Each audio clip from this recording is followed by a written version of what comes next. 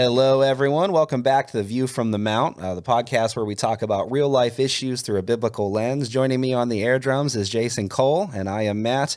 We're pleased, as always, to be here with you. And today, we're going to talk about some of the things that have been going on in the country in terms of political power and how Christians ought to respond to some of the new mandates that are coming down. This is something that we've heard discussed a lot. There seems to be very little agreement, even amongst Christians, on how we ought to respond to some of this. Yeah, so we understand this is a little bit difficult, and honestly, we started a preliminary discussion about what we were going to do, and we were all over the place trying to figure out even where we stood and how this fit into our understanding of Scripture. So this is something we're still trying to work out. Maybe we'd say it's where does compliance begin, and where do we become defiant, right? When there's a law, when there's a mandate, when there's an expectation that's set aside by political figures, by governing authorities. Specifically, I guess the reality is that this past week there was a new announcement made about COVID vaccinations within small businesses. If you have a company that's 100 people or more, it's expected that you require your people to be vaccinated or tested on a weekly basis. And so what do we do? If we're a Christian business owner, if we are a Christian in general that's being forced on, what do we do? What do we decide to do? What's the right thing biblically, and how do we navigate this, Matt? Right. And this has sort of been something that's been a trend over the last year, right? Since the very first rumbling sort of came down that the government was going to be enforcing things like lockdowns or mask mandates or then the vaccine mandate. And now is this going to now materialize into a personal vaccination mandate? When do we say no? When do we pull the card, hey, you tell our church we're not going to close down, we're not doing it, come and get us? Right. Where are all those lines? And the reality is, like, in my own life, I don't know about you, Matt, but like I struggle with my formed political leanings. Yeah. How do I make sure that my political leanings are not trumping my biblical my responsibility to submit to God, which I want to be number one. Yeah. I want my love for the Lord to conquer, to overshadow my political ideology, no matter what that means. No matter what that means, I want to be a Christian first. Yeah, and that can be difficult because we've all been shaped by the way that we've grown up in our country, and it's weird how America means different things to different people. But kind of the subjective understanding I've always had has been it's all about freedom. It's all about liberty. Right. It's all about opposing tyranny. I mean, that was the birth of our country, was that we opposed England's supposed tyranny. And it's almost become synonymous with Christianity, this sort of patriotism where we're like, it's almost like we think part of being a Christian is standing up for all these personal liberties. But is that a scriptural idea? Well, I really don't have the easy answer for that. I know what I want it to be. I know what I want it to be, and that's what I'm trying to check. Right. Is, am I wrong? Mm-hmm. So like we have, ideas and opinions about politics and about COVID and vaccinate. And we have all these ideas and opinions. By the way, this podcast is not necessarily about vaccination. No. We don't care if you're vaccinated, unvaccinated. That's not the point. We're not anti-vax people. We're not anti-mask people, for that matter. And nor are we encouraging you to go out and do those things. I think we're kind of even working out in our own minds exactly where we stand on some of this for our own selves. And so we don't want to make anyone feel like this is an indictment one way or the other, but we do want to take some kind of position. We don't want to be wishy-washy and not really say anything. But you can fill in the blank. So if we use this as the overarching thing through this podcast, you can fill in the blank with any other issue. However far down the spectrum you want to go, you can use another issue just as easily. So we are kind of filtering this through this announcement that President Biden made about vaccine requirements. And really the discussion's not about, and we'll probably touch on it a little bit, it's not necessarily about government overreach either. It's about Christians' responsibility with the government. Yeah. And so at what point should we and can we oppose a governmental mandate like that? Let's frame this a little bit. In Romans chapter 13, the Bible instructs us to submit to governing authorities. And in my mind, I'm thinking, well, this is in the backdrop of the Roman Empire, Right. which is incredibly oppressive, incredibly evil and wicked. And Paul's instructions was not to defy, it was to submit. Peter likewise said to honor the king. That was Caesar. Yeah. Nero, at the time, who was going to eventually, in just a few years, put both Paul and Peter to death. Yeah. So they're told to submit in this. We aren't, no matter where we think we're going, we are not Roman Empire. No. As an American Christian, we're not Nero. I'm not saying there aren't trends to be alarmed about, things to be concerned about. We should know history because of that. But Biden and Nero are not the same thing. They are not. No. And it was really pretty awful what they were suffering back then. And so there's also this other concept, along with submitting to the government, where we're told, if someone makes you walk with them 1 mile, walk with them 2. If they want your cloak, give them your robe also, that kind of stuff, turn the other cheek. And so this idea of being loving and kind of going along with people who might be doing us wrong, I don't even think it excludes us being harmed in the deal, right? Correct.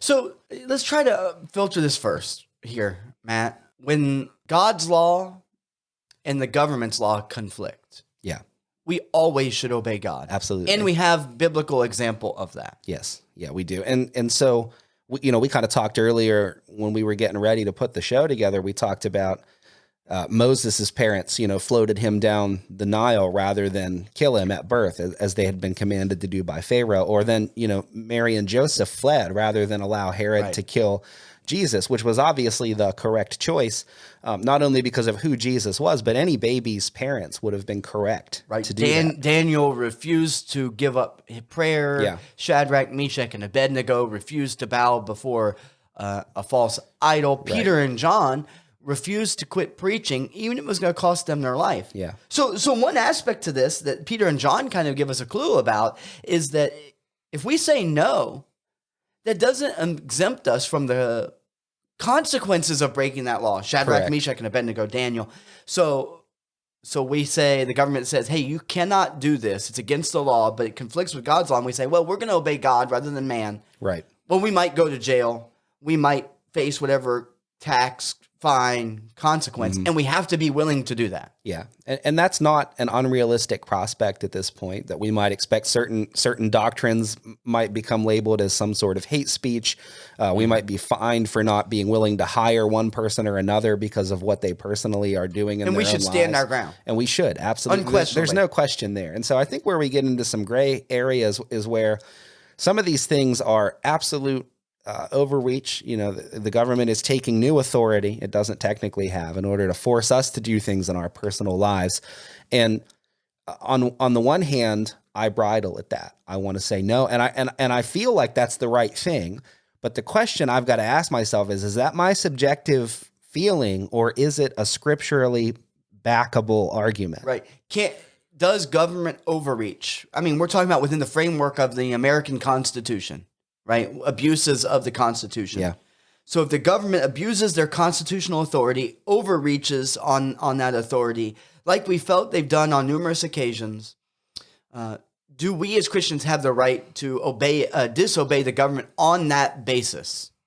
Yeah. And that's the question. And I'm still kind of struggling with this. And that's part of kind of what we're going to do with this discussion is, I don't know that we're taking a specific position, but we are exploring this because so yes and no is my quick answer. Okay.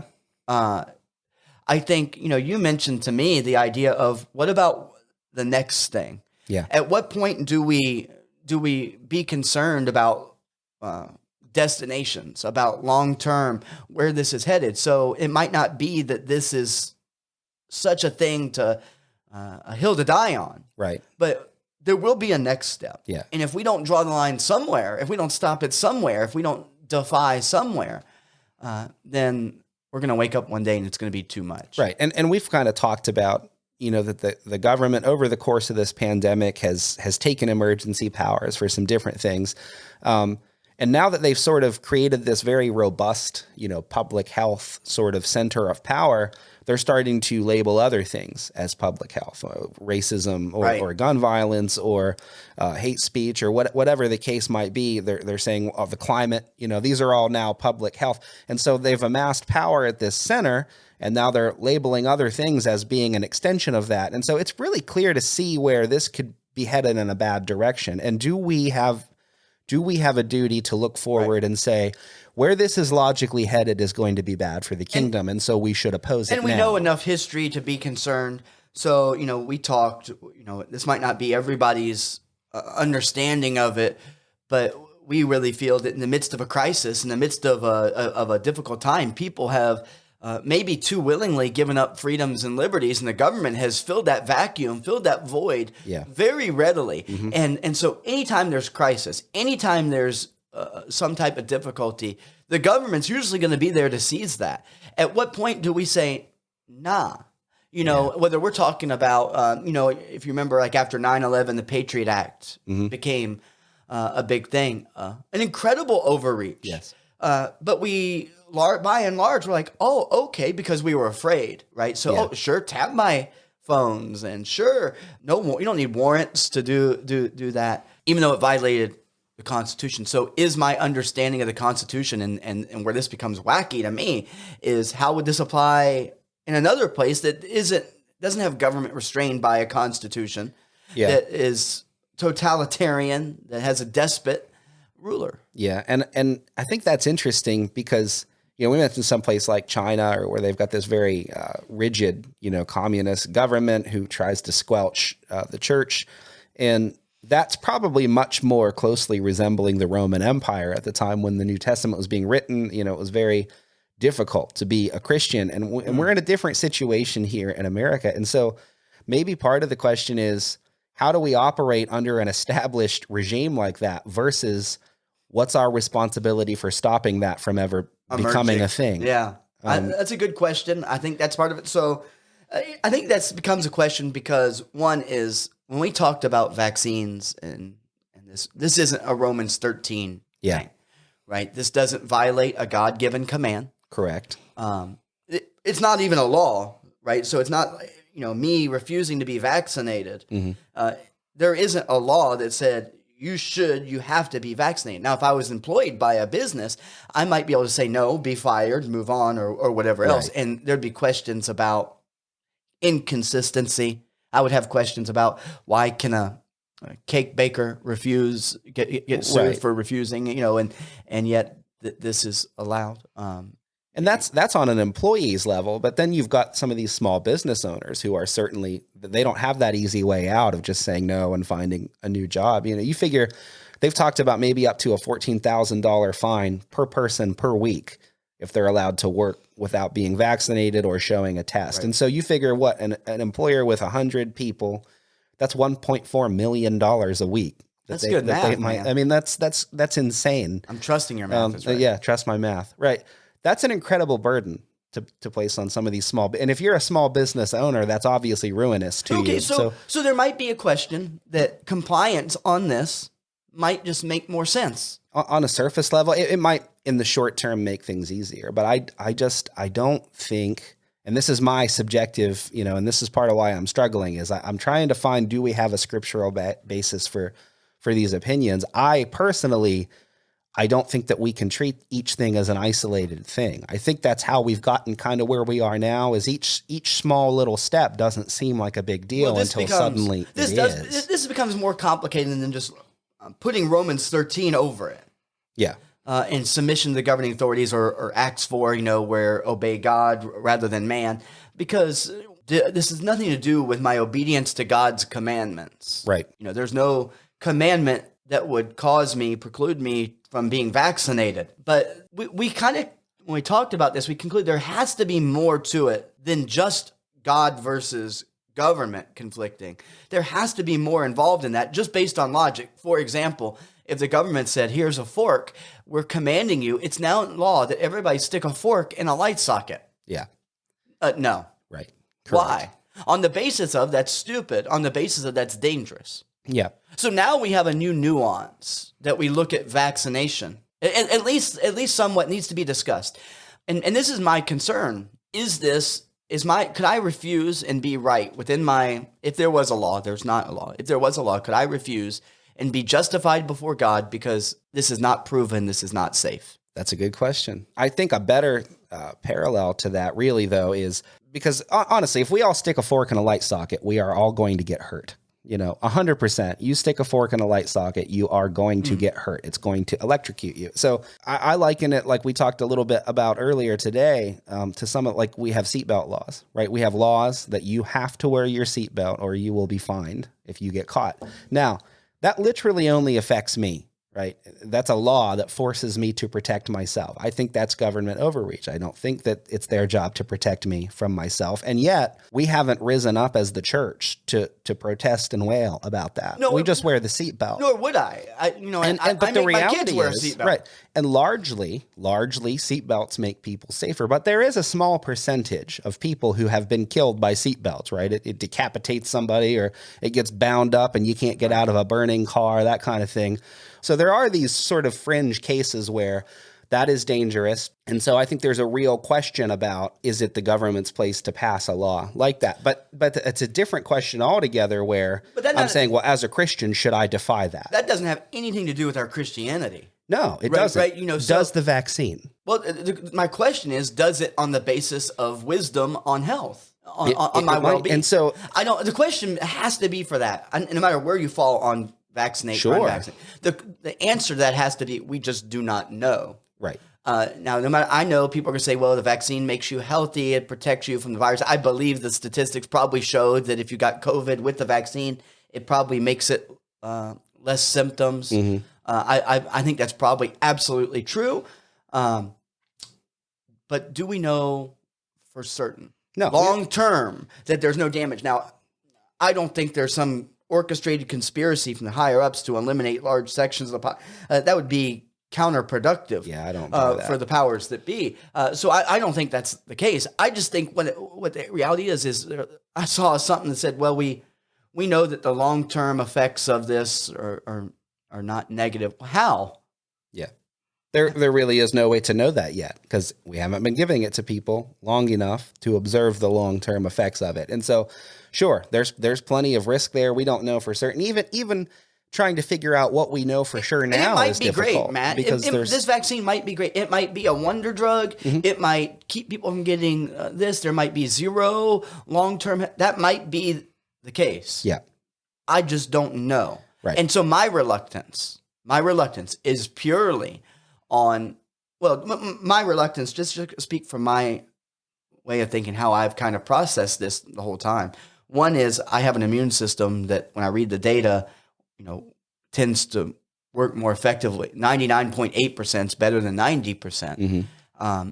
And that's my thought process. Plus, I'm more afraid of the long-term effects of the vaccine than I am the short-term effects of the virus. Right. And I get that. I'm kind of in the same boat. I feel like I like my chances. If I get the virus, I think I would survive it just fine. I really don't want to take the But you can convince me to get the virus. And so the question is, if there was a law, would I comply? And that's a weird... Should I comply as a Christian? I don't know. I don't know if we have... Now, if we're not Christians, Matt, if we're not Christians, then stick it to the man. Right. If we're not Christians, then this argument goes, but as Christians, do we have an obligation to obey this law?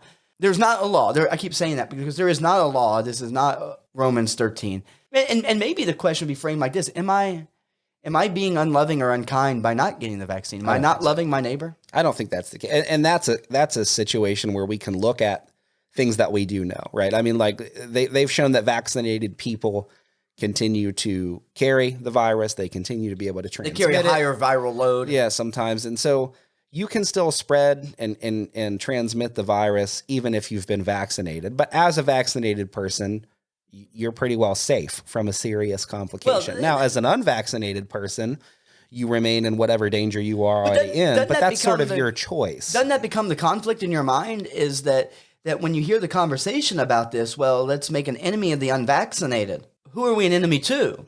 Right. If the vaccine works, and this has been my whole thing all along, if the vaccine works, if the masks work, if all that works, then why is it so bothersome if I don't? Yeah. because then it's just a danger to me and like-minded people. And I kind of agree with that position. That's been my position. If the vaccine works, then why are I think so. It's not unloving to your neighbor to the not be announcement vaccinated. was, well, the unvaccinated are a threat to the vaccinated. Sure, Well, but concurrently they reassured you that if you're vaccinated, you're safe. And so those are two conflicting positions. You can't hold both of those positions at the same time. And they tell me to trust the science, and I want to trust the science. Right.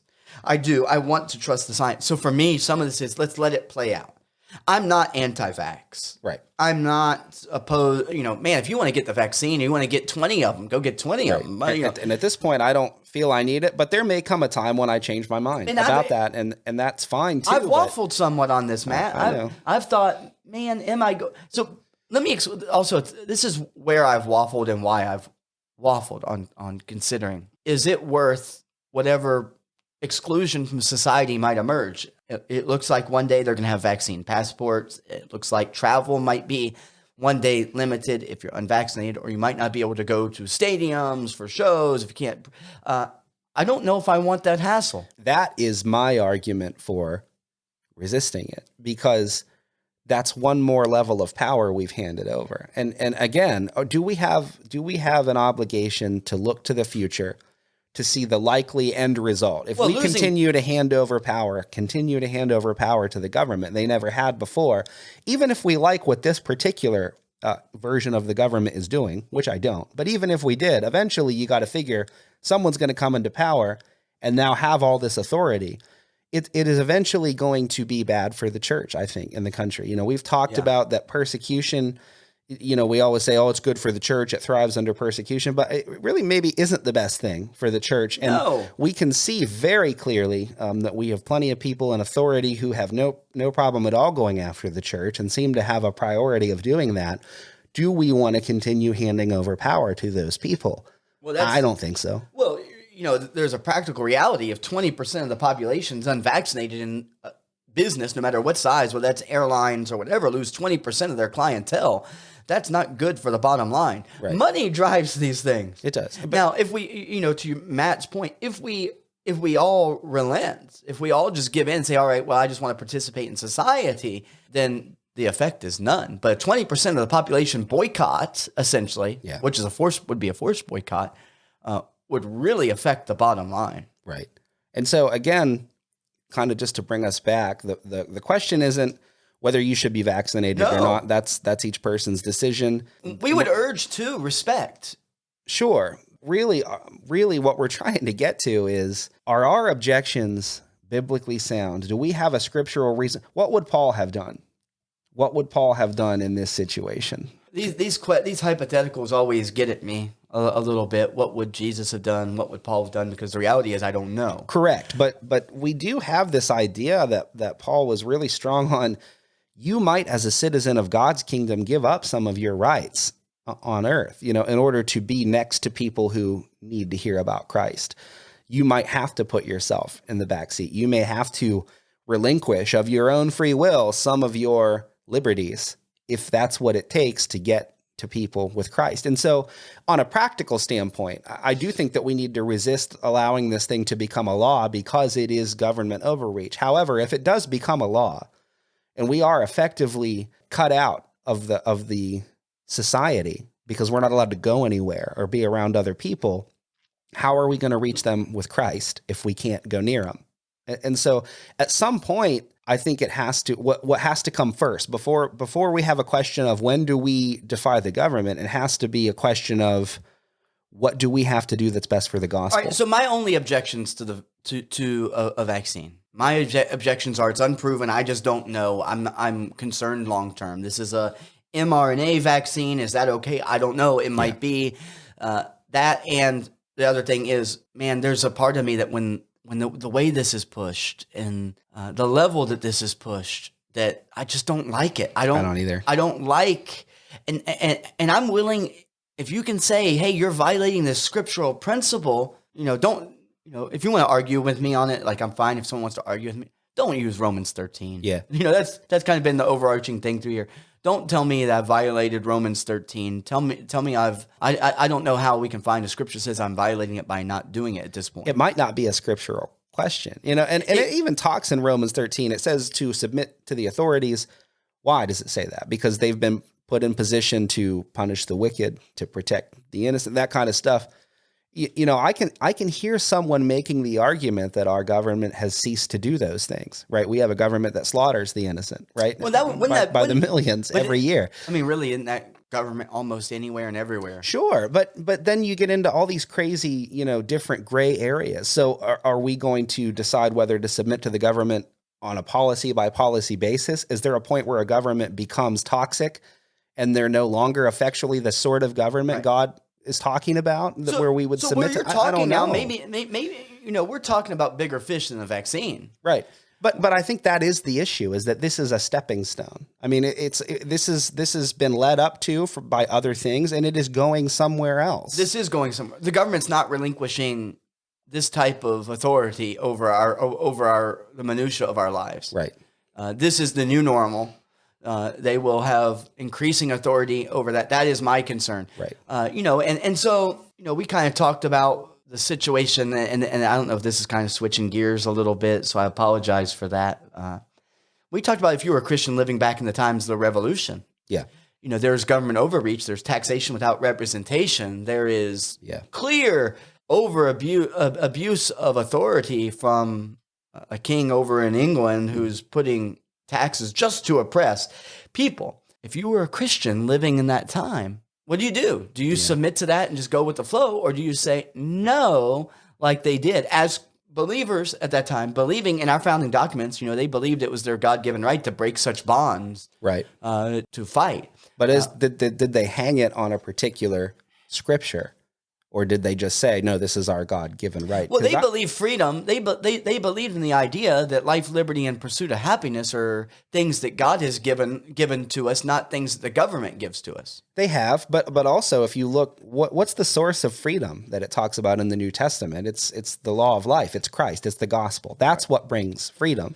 Okay, so answer the question. If you were a Christian living then, do you join the revolution? Man, I don't know, because there was a time when I would have unequivocally said absolutely. Because again, I've sort of been brought up in this culture where, your faith in God and your defense of liberty were these two inseparable things. But I was listening to an interview with, I think it was John MacArthur, and just to be clear, John MacArthur and I don't agree about everything, but he made a fairly significantly good defense of this idea that was not the Christian thing to have done. I never considered it under that light. And MacArthur's been a guy, you brought him up, that through this whole pandemic refused to shut down their church when the state of California told them that they absolutely must. Right. And they won in court. And that's sort of the exact distinction that we're talking about, because he said, you can't tell us we're not going to worship God. That is a clear cut. Okay. I don't think there is a question there of what we have to do. I tend to agree. If I read about Samuel Adams and, some of the stuff that went on in Boston in the early days of the Revolution and,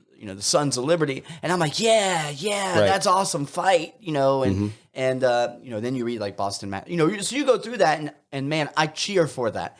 I applaud their boldness, their ability to fight for what they believed in, and they were willing to pay the price, right? So we're not, like even what I kind of alluded to, I want liberty, but I'm not sure I'm willing to pay the price to have it. They gave up their fortunes for that. So to answer the question, I don't know if it would have been the right thing. Yeah. We're not facing that yet. No, not yet. We don't have King George. I really do hate the Nazi comparison, because I think it's lazy and people are throwing it around left and right. But I mean, really, it is a good parallel in terms of pre-Nazi Germany, when things were getting bad, when there were, maybe some writing on the wall.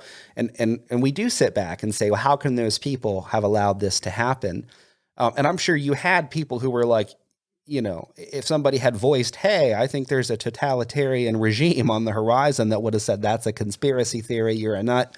Things can't happen here. Well, the Jews submitted to it because they thought, well, this is just go with the flow, don't fight it, it's not worth it. And I was reading one time when they said, well, when we started having to wear a Star of David when we went outside on our clothes, then we kind of became aware that this was going somewhere. Right, but you might argue that by then it might have been too late. And so exactly, it was too late. There's this question of when are we being paranoid and when are we being prudent? And I don't know how to answer that definitively. I don't know as Christians, okay, yeah, we should be willing to maybe surrender some of our personal liberties. Maybe some things aren't worth the fight.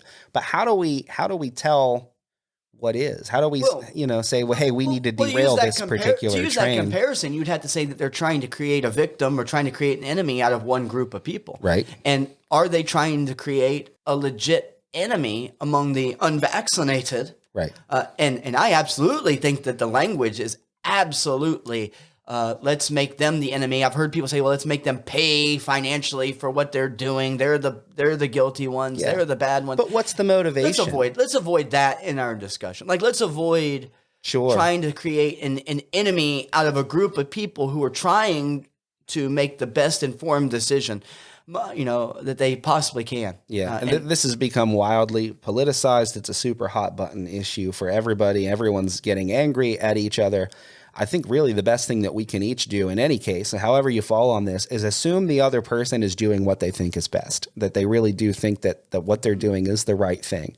I think too often we're willing to ascribe bad motives to people who are just really trying to do their best. And there's so much conflicting information out there. How do we get mad at people who've maybe been misled or just have a different conclusion? Maybe we've been misled. Yeah. And I don't think anyone's doing wrong by being no. There's nothing wrong with being vaccinated. No. There's nothing wrong. And maybe time will prove that the best decision. And if that's the case, I'll join in. Yeah. And I think we do have to make that decision as these things unfold. Like I said, maybe our duty is to fight tooth and nail to keep things like this from becoming laws and do our very best within the system to fight that.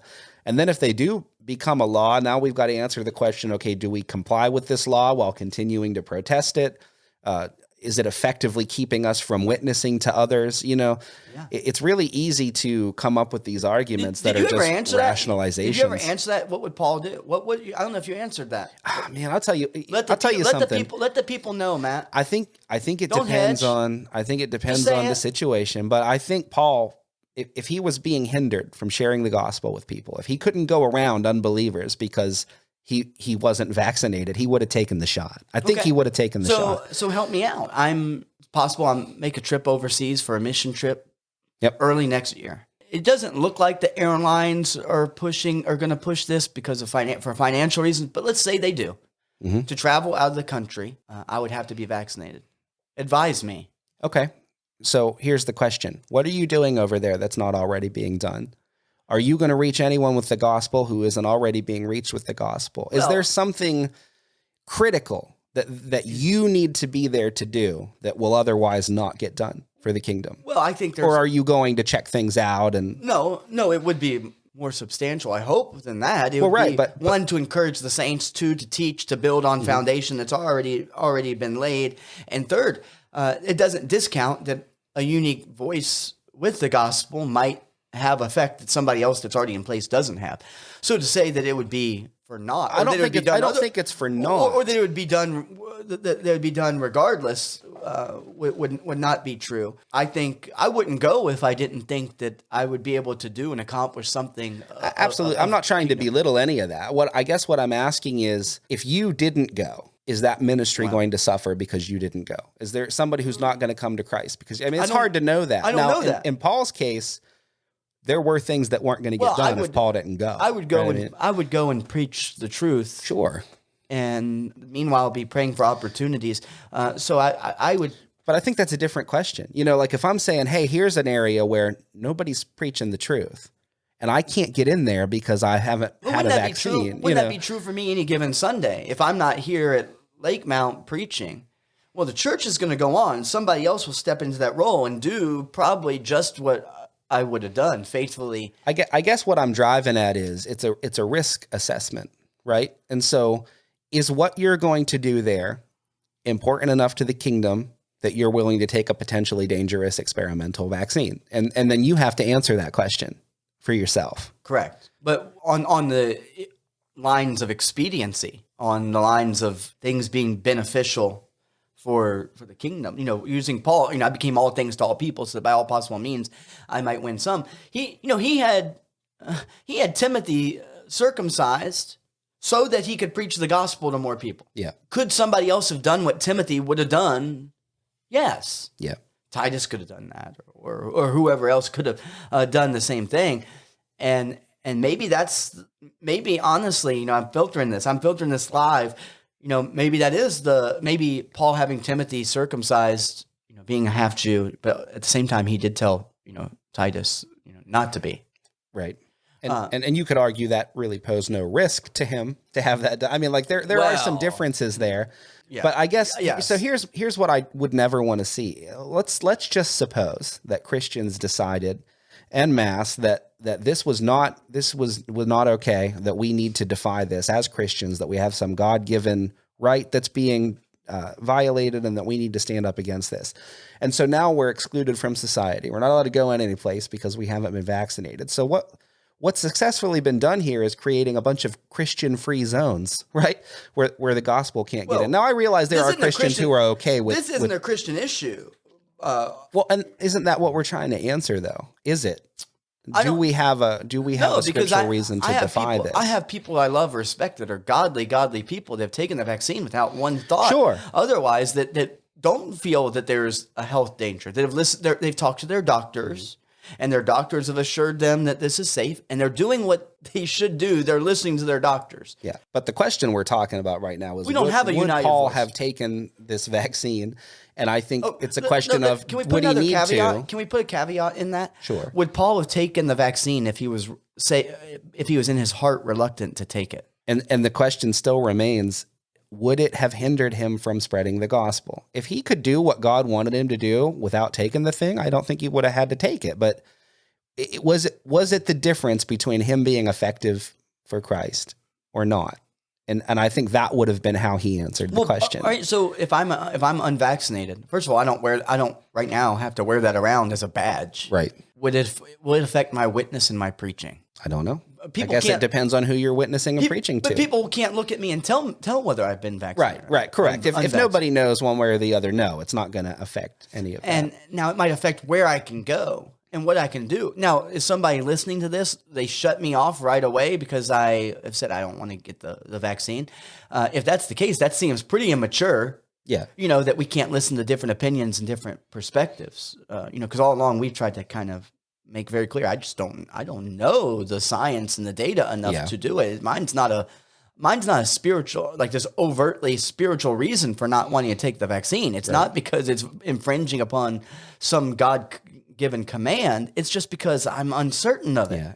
And I might give a different piece of advice to someone else, just depending on, I'm in my 30s, relatively okay health. Like I said, I like my chances. If I get it, I don't think I'm going to be killed by it. Now, if you're 85 years old and have a respiratory disorder or some sort of immune deficiency, I might advise you to go ahead and take it. Like maybe your chances are better if you take the thing. The risk is better. And so I agree. Let me hit one more thing that we talked about that I thought was interesting when we talked earlier.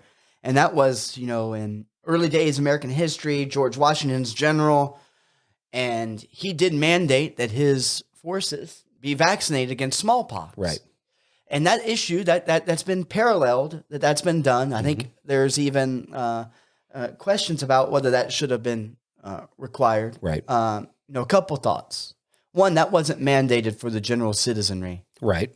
That wasn't required for every citizen. Now, there are vaccines that are required for public school. Mm-hmm.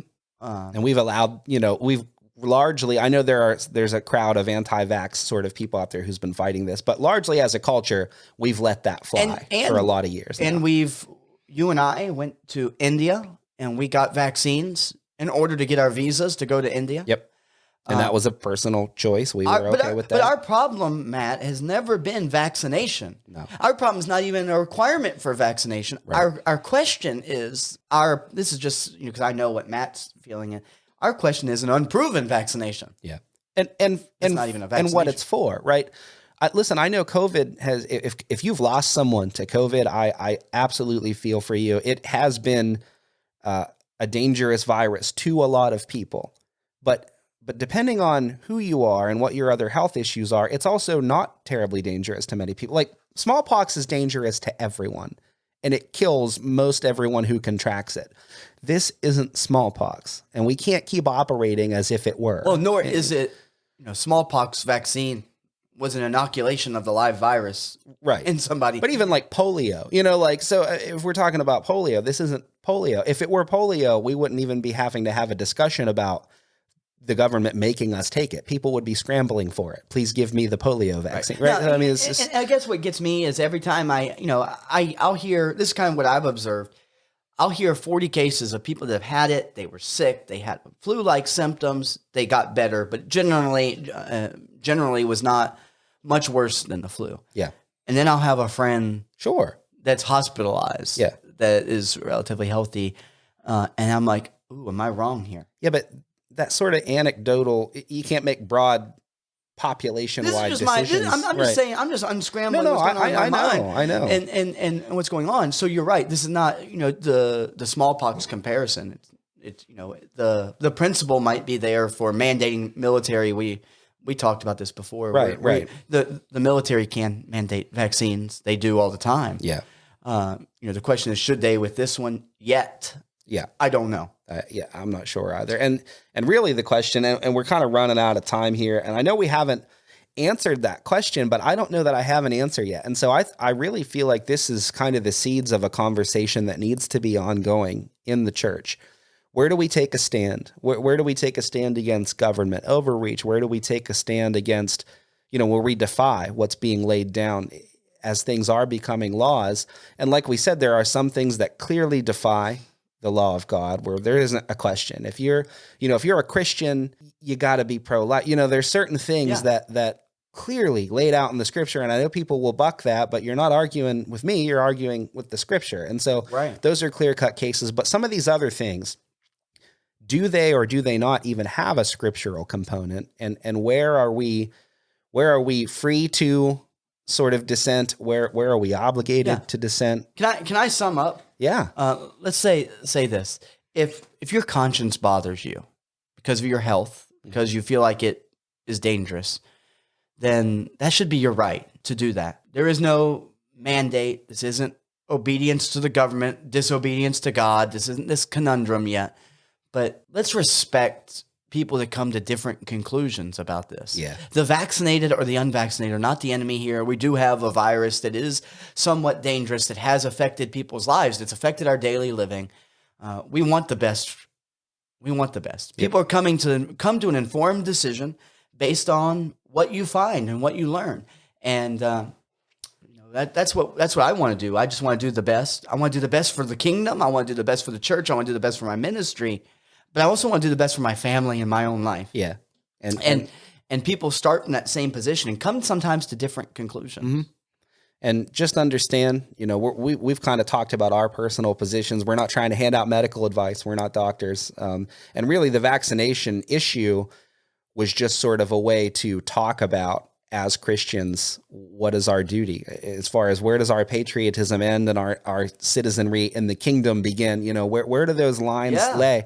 And I think that's something that we need to develop our thinking on as the church. And I don't think we want to wait until we're in an emergency situation to decide how we think about those things. We should be proactively developing these. And we're Christians first. Positions. And we have to make sure that we don't let our preconceived political ideologies, whatever it is that we're raised, even if you can keep that. You can keep that libertarian lean if you want. Yeah. But don't ever let that trump your duty to obey Scripture. Yeah. And I would say that first and foremost to myself, because I sympathize with some of those positions, and I keep having to ask myself, is that just my opinion? Is that just my feeling? Or do I have scriptural foundation for that? And quite honestly, in a lot of cases, I'm not sure. I'm trying to figure it out. And I hope that this might be one of the first times we've done a podcast where we're really like, hey, I don't know if this is where we put the line in the sand, and I don't know what the right is. Right. I think we had some stances and positions, but this is the honest truth. We're not trying to dodge a line. No, we're not straddling the fence here. We're just trying to work our way through this. And we kind of said this when we came in here. We're like, usually what we do, we have like a little brief outline on what we're going to talk about. We don't script. And this time we said, let's not at all. Yeah. And please make this a springboard. So as we sort of wrap up here, You can catch the podcast on our website at lakemountchurchofchrist.org. You can find us on YouTube, Audible, Spotify, iTunes, or Apple Podcasts, or whatever you listen to. Please comment, please subscribe, please use this thing as a springboard to develop this conversation, because we want to hear other people's thoughts on this. Maybe there's some things we missed, something you can add to this conversation. We're not settled. We're not Right, settled we're on. not. We're not settled on it. You know, we ask you to be respectful of that. We are trying to work through it. We are leaning. Yeah. But we aren't settled on that. We don't have it all figured out. And you know, as leaders in the church, you know, and if anyone's listening and you've been in a part of a church, this has been a really tough year and a half for decision making. We've never led through a global pandemic, right? We've never had to make decisions about what do we expect our members to do on a Sunday morning, masked, unmasked. You know, churches are going to have questions about, do we ask about vaccination status? Churches are going to have these things. We've never done that. And I just ask, you know, as a leader in the church, I ask that you pray for your leaders in the church. You respect their decision making, because I can just say what I've tried to do, what our leadership has tried. We've always tried to do the best thing, the right thing. Don't have to agree with it. Yeah. But we've tried to do the best thing and the right thing, and we've agonized many times over it. When we had this shutdown to start with, and we agonized, Matt. Yep. We fought on trying to do it, and we've done it all along. And there are other churches that have come to different conclusions than we have, that are doing the best they know. Yeah. And so let's be patient with each other, be gracious, love each other, and let's really try to figure this out as a church and continue this dialogue. We look forward to hearing back from some of you and getting your thoughts on some of this, and we will catch you in a couple of weeks. Thanks a lot for listening.